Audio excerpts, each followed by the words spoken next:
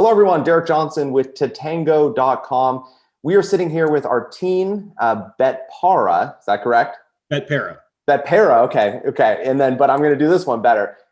He's a partner at the law firm Womble Bond Dickinson. Quite the mouthful there. And would you consider yourself a TCPA attorney, TCPA expert? How do you kind of describe yourself? Yeah, I'm a TCPA guy. Okay. So it is a focus of my practice. It's something I've been doing for several years, both in terms of handling individual cases, class action defense, and advising companies, large and small, on all aspects of TCPA compliance. And it's great to join you here today, Derek. Thanks for inviting me on. Yeah, no problem. So why we are here is yesterday, the Supreme Court, kind of the law of the land in the United States, they, I guess, ruled on a case. And it was Facebook versus, I don't know, Facebook versus who was it versus? Dugwood, Noah Dugwood was. Okay, and this is a person, correct? That's right. Okay, so this person sued Facebook. I think it was 2015. Was that 2015? Yeah, it was many years ago. He was a non-Facebook user that kept getting essentially like login account alerts that were sent, basically in automated fashion by Facebook to a cell phone. And it looks like it was like a wrong number, recycled number type scenario where the original user got rid of their number. Mr. Dugwood picked it up, and then he started getting the text messages when that account user would log into their account. Okay, so he got frustrated enough, I'm guessing, that, or he saw maybe dollar signs by filing a lawsuit, and he then filed a lawsuit against Facebook. I'm guessing he used the TCPA as kind of the case law and said, I'm suing you. You need to pay me for all these text messages because that's kind of what it's been like for the last 10 plus years. So what happened? Why did it go? He didn't sue him in the Supreme Court. He sued them in his local court or state court. And then maybe explain how it got to the Supreme Court, because that's like the be all end all. Yeah, for sure. So really, in a nutshell, the case came down to a legal dispute over what qualifies as an automatic telephone dialing system, right? The theory of his case is that the system that Facebook used to send these messages was an automatic telephone dialing system. Therefore, under the TCPA's regulations, Facebook needed consent to send them. And because they didn't have his consent, each one of those text messages sent to him and other similarly situated people violated the TCPA. And for the longest time, courts and the FCC considered an ATDS essentially to mean any device that could dial from a list or a database of numbers in some kind of automated fashion, right? It was a very broad definition that included most, if not all, modern day dialing devices and platforms, including mass texting platforms, calling platforms, and arguably even down to the functions that my iPhone can perform. And so they're really kind of fast forwarding. Facebook ended up losing on the legal issue over the interpretation of the ATDS definition. They'd taken the position that it should be narrowly interpreted, and the definition is equipment that has the capacity to store or produce telephone numbers to be called with a random or sequential number generator. So the key question is that to be an ATDS, does the system need to randomly or sequentially generate numbers? Because that was the tech in existence in the early 90s and late 80s when this law first came about. These like blunt force random dialers, sequential dialers that would just call people up at random. So phone number. Yeah.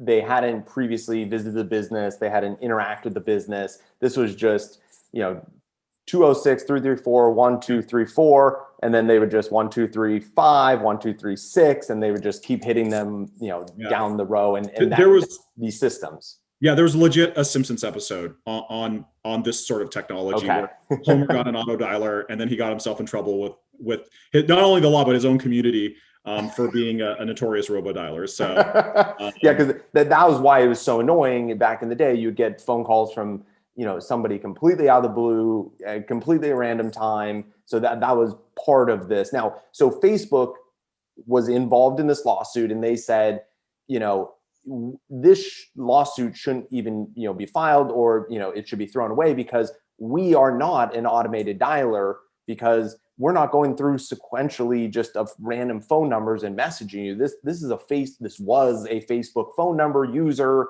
So they lost that though, right? At the start? Yeah. So in the district court and then in the Ninth Circuit as well. Okay. So they took this legal issue up in the Ninth Circuit, which had actually previously decided the issue in another case called Marks versus Crunch. Essentially had the opportunity to revisit the arguments on Facebook's appeal and declined to change its position. It took the position that the statutory definition was vague, so they had to look towards legislative history to interpret it appropriately. And then they came up with their own definition, essentially, that was essentially any device that could dial from a list of stored numbers automatically. Which is anything almost. It's a very squishy definition, yeah. Right? So you could really stretch it to encompass a smartphone, which really prompted a lot of concern. And you read that concern came across both in the course of oral arguments in the Facebook case, as well as in the opinion itself, where the court was like, look, if we interpret it this way, we're going to sweep smartphones into the definition of the TCPA, and that makes no sense. So essentially, I could sue you because your phone number could be considered an automated dialer because it has the ability to store phone numbers, essentially. Dial them, and automatically too, right? Like, so your auto replies and things like that, like do not disturb responses. Your iPhone's capable of performing the functions the Ninth Circuit said would qualify it to be an automatic telephone dialing system. And so, yeah, like assuming I fat fingered your number or something like that, and I was, intending to text my friend Doug, and I accidentally reached you, right? That could technically be perceived as a TCPA violation under that broad definition. So there's causing a lot of people care about the TCPA violations primarily because of the damages. So, and correct me if I'm wrong, but you can sue, a business. I don't know about a person, but you could sue somebody for violating the TCPA per text message, $500 to $1,500 per text message. So if this was like, you could sue somebody for $1, maybe brands wouldn't be as concerned, but because it per text message, $500 to $1,500, and then let's say you accidentally message 1 million people, you're talking about hundreds of millions, even billions of dollars in potential damages. Is that the reason why this Facebook, obviously took this to the nth degree and went right all the way up to the Supreme Court? Is because, this could be a huge issue for them and cost them a ton of money. Yeah. If that wasn't the sole driver of why they took it that far, it certainly was a very important reason why you found that issue pushed all the way up to the Supreme Court. And you hit it right on the head. When you take these per call or per text messages damages and you aggregate them, across a class, just one campaign over one day could result in enough damages to really severely affect any business, if not just put them out completely. There were, some cases where the theoretic damages were literally in the trillions for some of these big cases, like involving, I believe it was, Dish or DirecTV, for instance. I think it was Dish, where theoretically the damages very easily went up into the trillions when you aggregated, 4 years of phone calls across many geographical regions to many different types of phone numbers. Oh, wow. That's a big number, right? So it really incentivizes plaintiffs' lawyers to file these suits as a class action. And despite the kind of mundane nature of the regulations, right? We're just talking about phone calls here. No one's dying. Granted, people are, understandably sometimes could be annoyed by them. But the statutory damages far outweigh any real world harm that's caused. And this really incentivizes essentially a whole industry of plaintiffs' lawyers to pursue these cases primarily as class actions, because if we're talking about it just from a business case point of view, that's really where the money's at. So, and this, I'm guessing this person that sued Facebook, their attorneys wanted, to obviously include others that have got this text message, because they weren't suing Facebook for $500. It would be $500 or $1,500 times how many messages this person got, because it seems like he got multiple, messages. And then they would go out and certify a class essentially that would say, anybody else have this same issue? So that's when it can multiply significantly, and that's when these lawsuits can become very, very large. So Absolutely. luckily, though, Facebook has the budget and to fight these kind of things. I know a lot of small companies, they roll over, they can't fight it, or they settle because if they do lose in court, the damages are pretty much uncapped and they're very large. Luckily, Facebook obviously has the resources to fight this all the way to the Supreme Court. So they went to the Supreme Court, and what did the Supreme Court say? So the Supreme Court took up this issue, right? And before they did so, the circuit courts had all chimed in, and they were essentially split, right? The Ninth Circuit, the Second Circuit, and the Sixth Circuit all took a broad approach. And the 11th and the 7th Circuits took this narrow approach where they said, no, we're going to stick to the statutory text here and interpret this to mean that only devices that can randomly or sequentially generate numbers qualify, right? And so the Supreme Court essentially considered the split, took up the issue, and yesterday rendered an opinion narrowly interpreting the statute to encompass only devices that have the capacity to randomly or sequentially generate numbers. Which right? would not be, at least in this case for Facebook, because they were sending account notifications, two-factor authentication, security alerts, and they're not just sending it to random phone numbers in a list and going one by one. This was, somebody that previously had a Facebook account. So essentially, does the Supreme Court throw out the case, or do they make the law and then obviously it's going to be thrown out in lower courts? Is that how it works? Yeah, likely. I mean, unless the plaintiff's bar gets creative and tries to poke some holes in how we are viewing the decision, which is essentially that, look, what the Supreme Court has essentially said is that the TCPA's auto dialer restriction essentially covers a class of devices that are essentially obsolete at this point in time, right? Like, do they exist? Yes. Do some people use them? Maybe. But generally speaking, most call center operations, most platforms, it's basically list or database dialing that occurs. And so really it should serve to end the case for Facebook, but we'll kind of see what happens as the decision now percolates back down to the lower courts. Okay. My expectation, though, is that it should result in a victory for Facebook in the lower court. That's great. So most of our people that are watching these videos, they are brands, organizations that are sending mass text messages, hopefully opted in on some process or some fashion. What does this mean now for those types of brands? Is now they can send messages to anyone? Is it just, is what it is, just continue to do what you do? Or has the liability been decreased? Maybe, and again, we have to be very, very clear that, these videos are not a substitute for actually talking to your legal counsel. And we always recommend, finding legal counsel within your existing law firm or going out to an outside counsel that knows the TCPA. Maybe quickly talk about the TCPA is so unique. This is not something where, and we've seen this before, is, small business, they go and talk to their local attorney or, and they say, hey, what do you think? This is such a unique kind of a piece of law that really you got to find like an expert. Am I correct in that? I would say so. It's something certainly on a facial level someone can pick up and try to digest. But I would say once you scratch the surface, things tend to be very fast moving, very nuanced. And when you layer that on to the fact that this is high stakes stuff, as we discussed before with the statutory damages and the class actions being so rampant in this space, it really behooves any company to link up with outside counsel that really is steeped in this very niche area of the law. And I'll echo what you said. Of course, nothing that we're saying here is legal advice. And just as you ought not get your medical advice off YouTube, don't do the same with your legal advice either. Okay, so now that we've covered that, so these brands, these organizations, let's say they are currently messaging people. They've gone through the opt-in process. You text joined 1 2 3 4 5. You signed up on a website.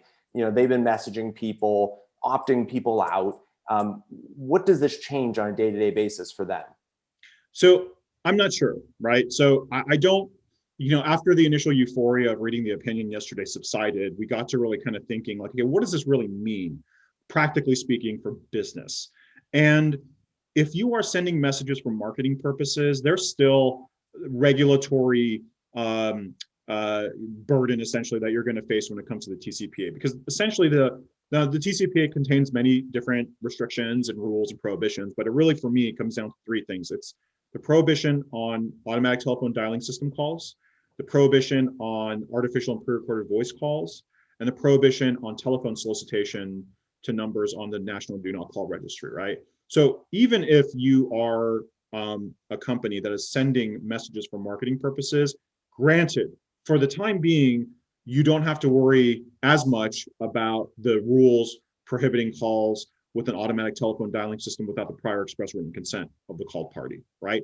You still, however, need to be mindful that you're complying with what are, in many respects, fairly analogous rules relating to telephone numbers that are registered on the National Do Not Call Registry. And what those rules say is that you shall not call or make telephone solicitations, which is essentially, are you selling goods or services? Are you promoting goods or services? Are you advertising? You count as a telephone solicitation. Are you sending telephone solicitations to numbers registered on the National Do Not Call Registry? And if the answer to that is yes, there's a couple of different options for you. Number one is that you can do it, but you have to have their prior express written consent. Number two is that you essentially have to scrub your database against the National Do Not Call Registry and not suppress any calls to registered numbers. And I think, without really diving into the data, I think it's safe to presume that you're going to really reduce the pool of numbers that are going to be eligible to be dialed in that situation. And number three, which is I think the unique part about the do not call rules, is that unlike the auto dialer restriction, it gives you this additional exception called the established business relationship exception, where you're able to call consumers that have made an inquiry about your products or services over the past 3 months, or actually done a transaction with you within the 18 months preceding the message being sent. Okay.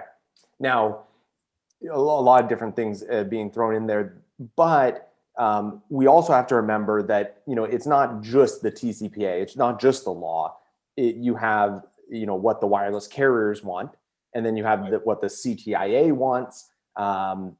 They are very clear that you have to have an opt-in.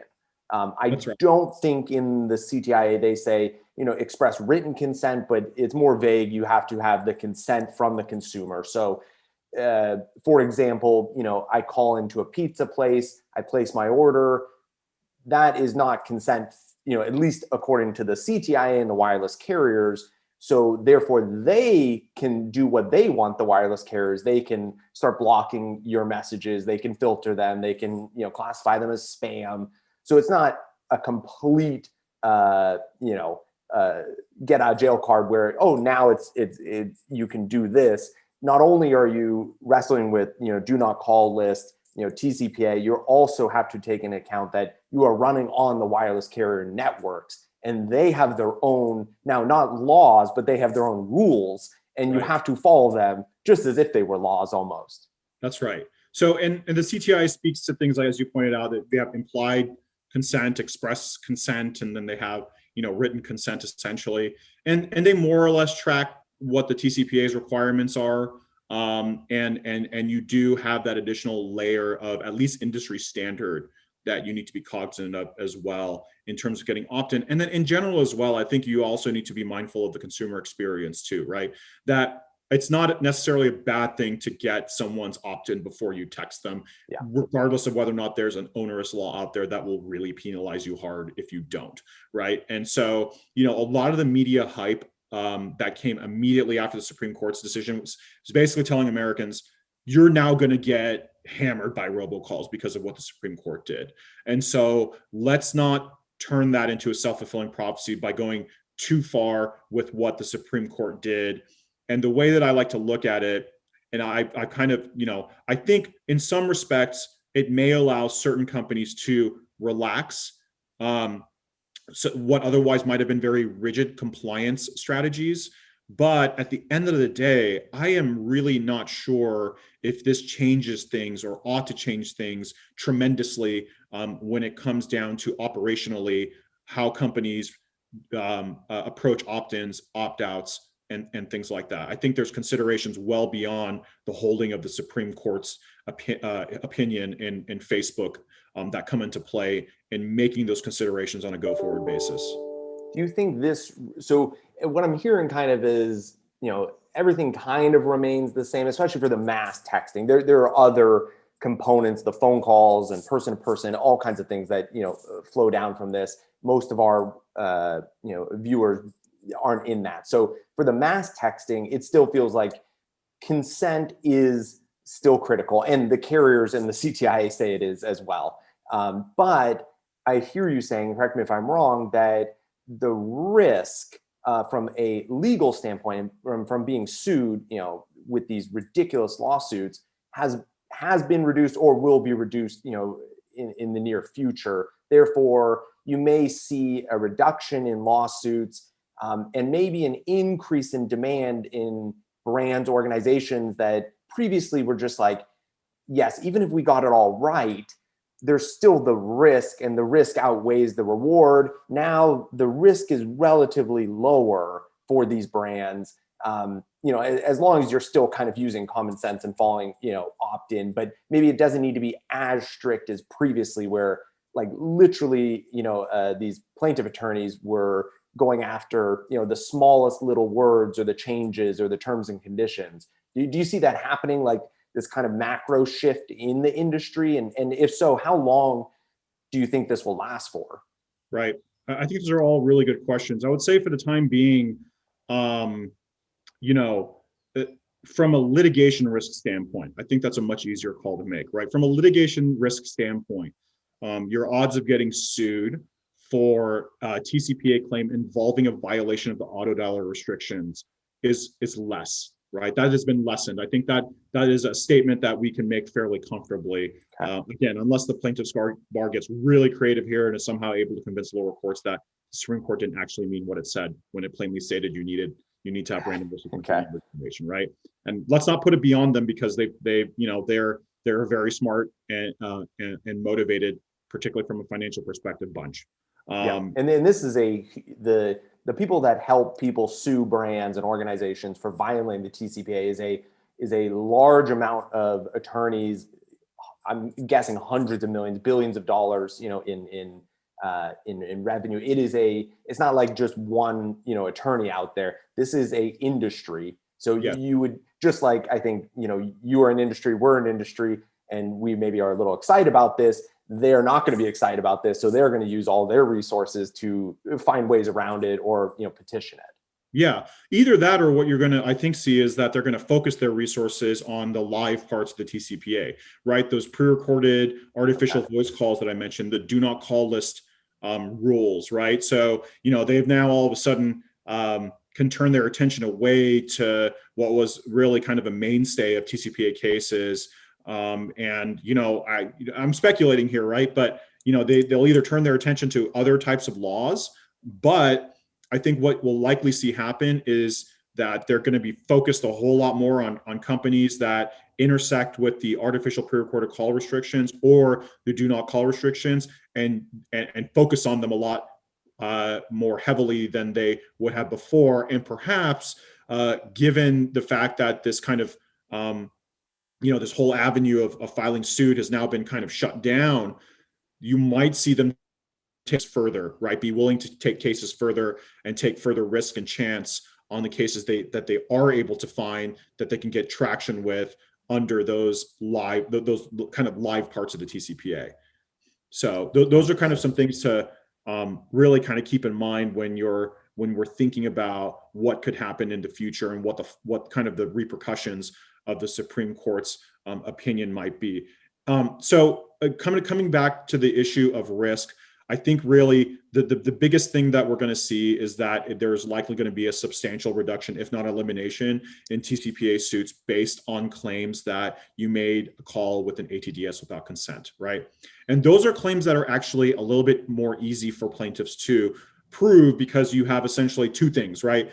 You called with the ATDS and you called without consent, right? Versus like the do not call rules, that where there is, a whole another exception that applies for established business relationships. And there's a little bit more room for companies to prove that their call was in fact compliant, at least when it comes to the do not call registry rules, right? So, and I think this is where really having someone who's adept in these regulations is so critical, because you're going to hear a lot about the Supreme Court's opinion from so many different voices, and you're going to hear so many different opinions that you really need to be mindful to separate the wheat from the chaff when it comes to the advice that you're getting about what to do next, and not really kind of celebrate too soon or too hugely and overlook some of these other very live parts of the TCPA that could very well still be a significant source of exposure for your company, which is where kind of, partnering with outside counsel that, has a deep knowledge of these statutes and all their ins and outs, I think really becomes very beneficial, particularly in this sort of landscape where now you have another huge shift in what the law is and how it's applied. As you were saying that, I was just reminded, one of the things we advise, all of our clients is as well, Tatango, no one at Tatango represents you, as an attorney. We cannot give legal advice. I do hear sometimes, some SMS platforms saying, "Oh, we've got you," or "We can explain it to you," or "What you're doing is correct."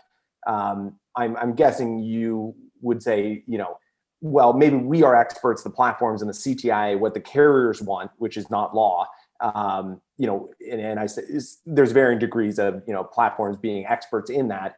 The TCPA needs to be left to attorneys. Am I correct in that?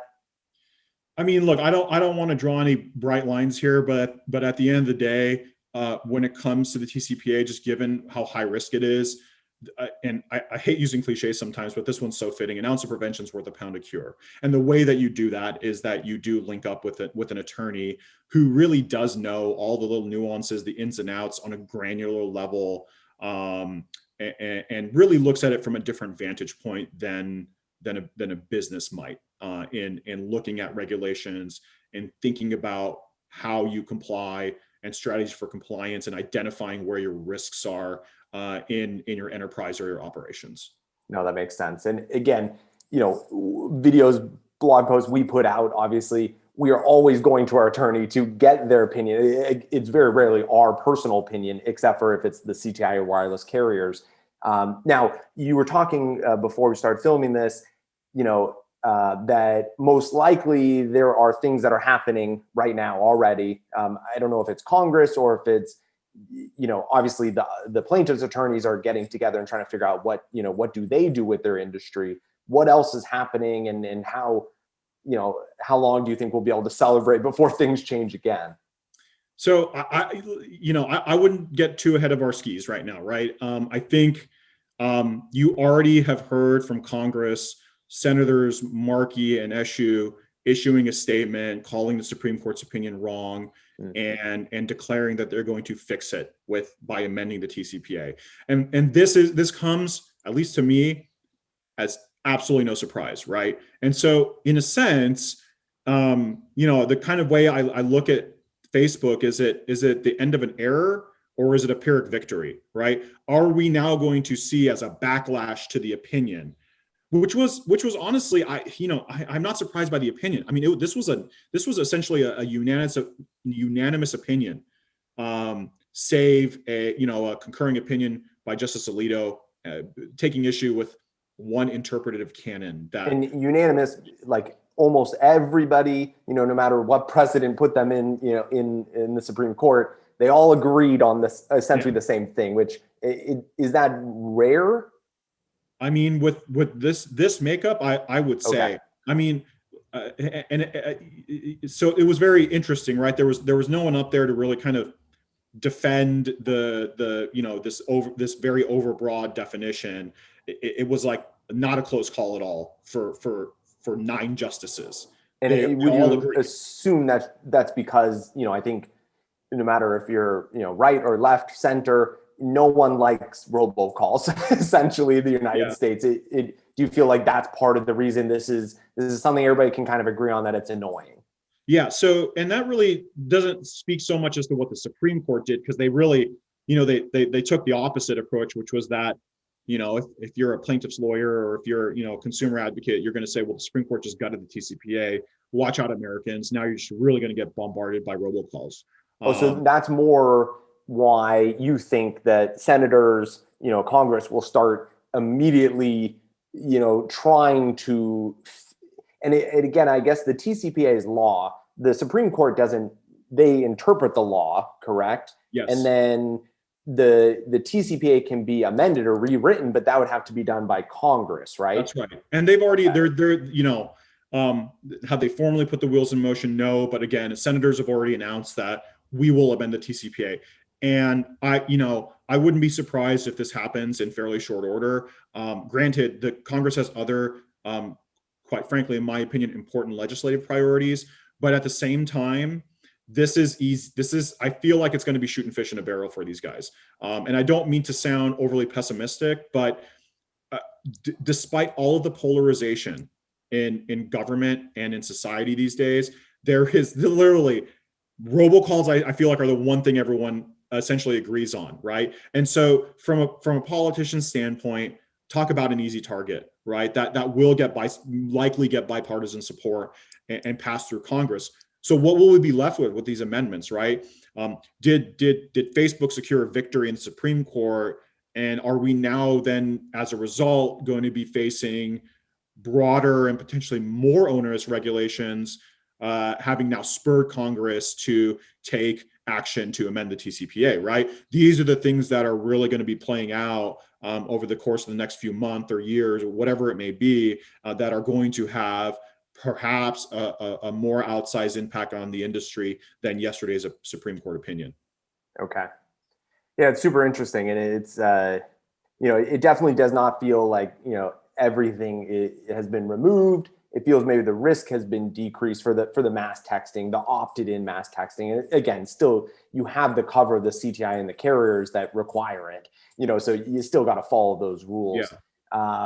I think it's probably just like lowered the temperature, right? So instead of us all being in a regulatory environment that's at a rolling boil, we might just be at a simmer right now. Okay. I mean, I think it's still left to see how this all percolates, but at the end of the day, I think right now, for the time being, the temperature has been lowered a bit, but by no means has the burner been turned off. Yeah, so this is not the time where, you turn off your double opt-in, you just stop, linking to your terms and conditions, or, you don't even get opt-ins. You're just like, screw it, I'll just upload phone numbers that I buy off the internet. Like, and I feel like some people on the internet are claiming that this is the time, it has been removed. For the legitimate brands out there, it's more just continue to do what you've been doing as long as that has been, follow the rules. But the temperature, kind of walking on these pins and needles, a little bit reduced, hopefully. Now things could change, obviously, because I think right, left, center, consumers get afraid. And I've seen some 60-second clips on the news, and it sounds like consumers are just going to be bombarded.